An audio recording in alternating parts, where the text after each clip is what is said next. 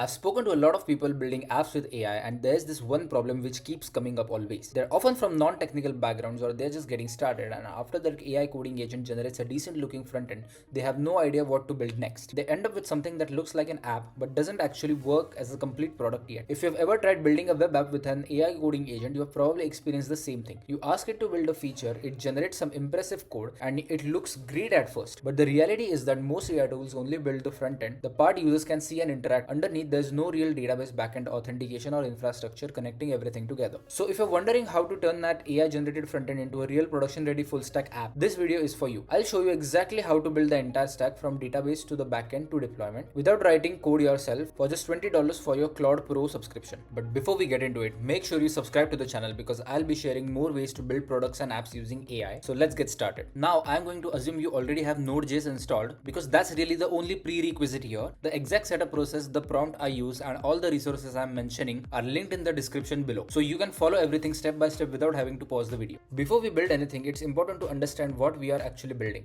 A lot of people think a full stack app is just a nice looking interface, but that's really only one piece of the puzzle.